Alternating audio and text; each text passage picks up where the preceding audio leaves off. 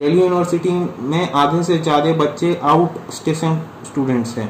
तो अब आप किस तरह से उनका एग्ज़ाम लेना चाहते हैं, क्योंकि ना उनके पास बुक है ना स्टडी मटेरियल है। हर घर में वाईफाई की सुविधा सुचारू रूप से उपलब्ध नहीं होती, हर किसी के घर में 24 घंटे बिजली की सुविधा नहीं होती। Students who come from Kashmir who do not have access to 4G internet right now, students with physical disabilities who need a scribe to write their examinations have been thrown under the bus.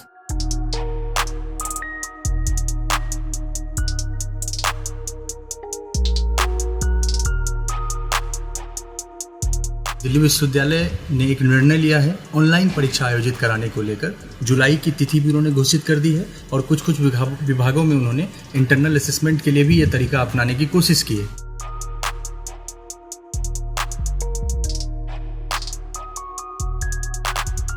जो speed Delhi में आता है वो ज़रूरी नहीं है वो speed Bihar में आता है।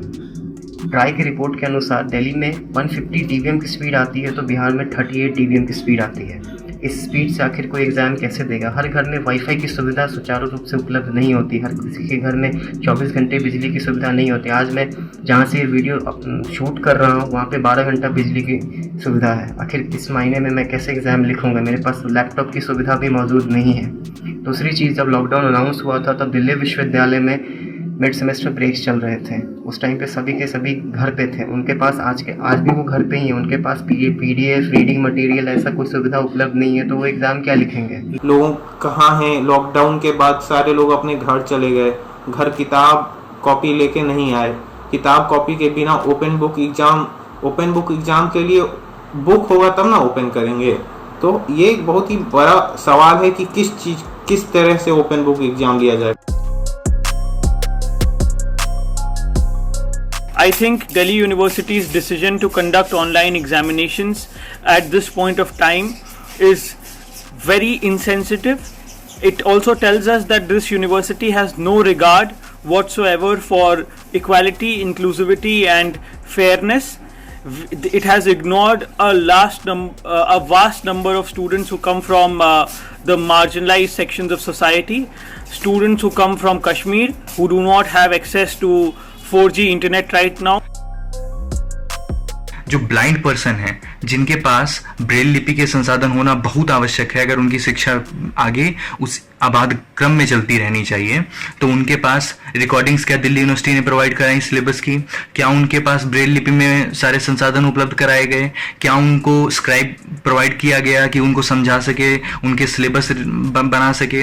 उनके इंटरनल एग्जाम जो आपकी घोषणा हो चुकी है वो लिखने के लिए कौन तैयार होगा? किस आधार पर निर्धारित करेंगे आप?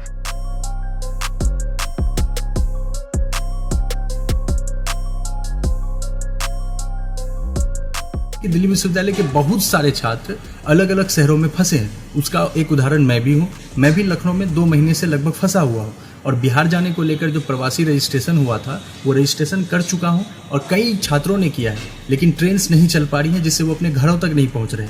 अब अगर वो घर तक पहुँच भी जाए तो उन्हें लगभग 21 दिनों का क्वारंटाइन रखना होगा और उस क्वारंटाइन के बीच में क्या आप उम्मीद रख रहे हैं कि क्या वो अपने सिलेबस को किसी तरह से पढ़ पाएंगे? क्या वो आपके असाइनमेंट को बना पाएंगे? क्या वो आपको एग्जामिनेशन को दे पाएंगे? बिल्कुल नहीं दे पाएंगे। The first and the foremost thing that DU has failed to acknowledge is that most of the students are outsiders. So, for example, I was staying in the University Girls Hostel and on very short notice we were asked to vacate it. So most of us, we went to our local guardian's place. So what I want to say that be it our own home or the local guardian's place, we don't have our own room or we don't have that kind of environment to give a non-anxious attempt of the paper.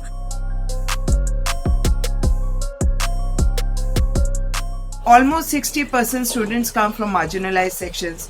We get large number of outstation students. और जब दिल्ली जैसे शहर में network का बुरा हाल है, एक कमरे में नेटवर्क है, दूसरे कमरे में नेटवर्क नहीं है, तो आप समझ सकते हैं कि किस तरीके के हालात हैं स्टूडेंट्स के. On all such important things, whenever a standing committee is constituted, it has teacher representatives. It should have representation from differently abled section, students and teachers. It should have representation from students, and to collectively draw, to understand the concerns and bring a proposal.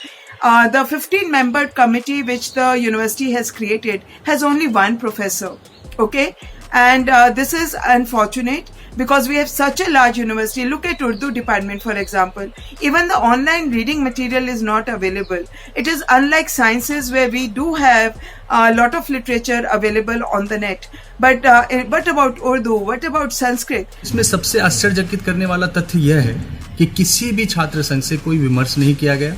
Due to लगातार इसका विरोध कर रही है Delhi university teachers association, फिर भी इन्होंने ये रिजोल्यूशन पास किया। हम ऑनलाइन एग्जाम लेके सिर्फ औपचारिकता करेंगे, एग्जाम लेके डिग्री में सिर्फ लिख देंगे सेमेस्टर पास, इससे ज्यादा कुछ नहीं।